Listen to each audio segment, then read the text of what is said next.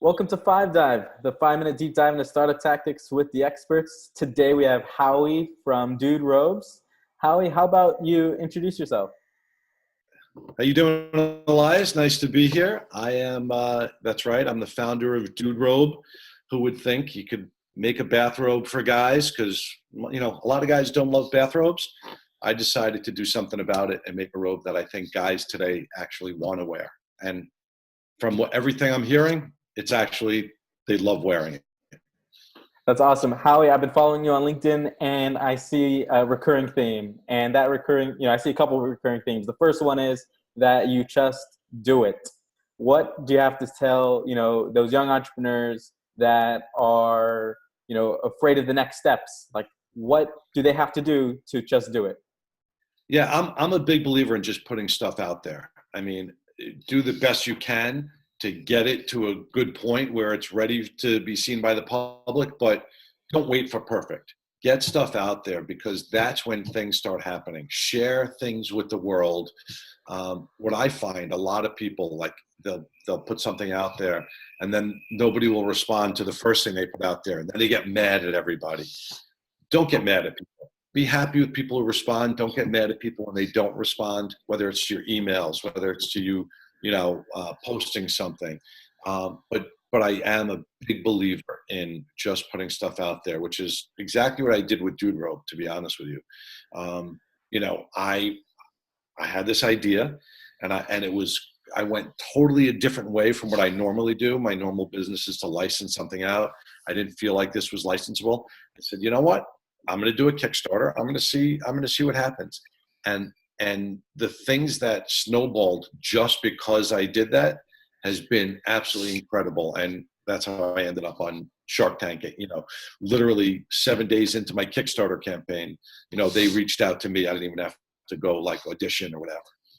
That's amazing. I saw on your Kickstarter, like your goal was actually $25,000 and you ended up blowing it out of the park with over $70,000 from Kickstarter funds.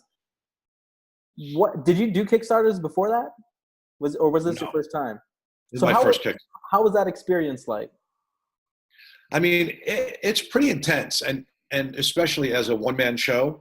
I've never done a Kickstarter before, and when you're an over 50-year-old entrepreneur and or person, and your network of people, your not just your business network, but your personal network, they're over 50, or around 50 or whatever, they don't know what Kickstarter is, or they know what it is. I would say over 90% of them said they knew what it was.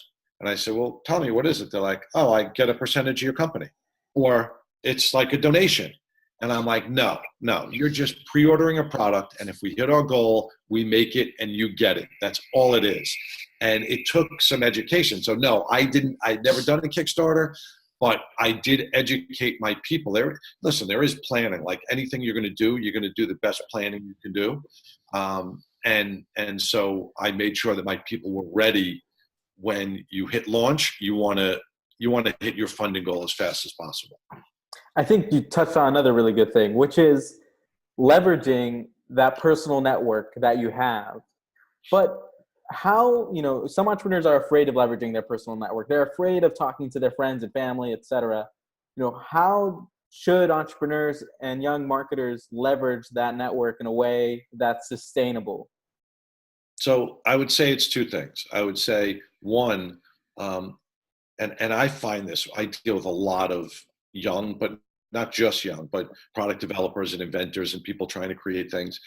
And the biggest, I think the most recurring theme I see is they're very much takers, and they want things from people, but they don't do anything for anybody else, but they expect everyone to just do things for them. And it's really like a backwards way of thinking. It's not a healthy way of thinking, and it's not a successful way. It's not a road to success. You have to be willing to help other people, and not on a one-to-one basis, meaning like if you ask me for help and I help you, then I'm going to ask you, and it's like you owe me. You put it out into the world, right? If you're somebody who people just see as somebody who helps other people, people are going to want to help you. And the other part of it is invest in like involving your network, your personal network, early. Like I involved everybody. I told them, everybody knew what I was doing. I had them all on an email list. I was updating them, and they felt part of the journey, and they felt included in it, as opposed to me just saying, hey, buy this, buy that. That's awesome, Howie. Thank you so much. Is there anything, any last notes you'd like to share? No, I don't think so. I mean, I'll listen. I'm always, but I'm always happy to talk about Doodle. I'm always happy to talk to people about reaching out and getting products out there, and teaching people how to do it. There's I guess I'll end with this. There's never been a better time to be a creator, to be, whether it's a product, whether it's just an idea, you want to get a product to market. It has never been easier to do. Nothing's easy, but you have access to people, you have access to everything that didn't exist 10 years ago. Love it, man. Thank you so much. It's been a pleasure having you on Five Dive. Thanks. Nice to be here. All right.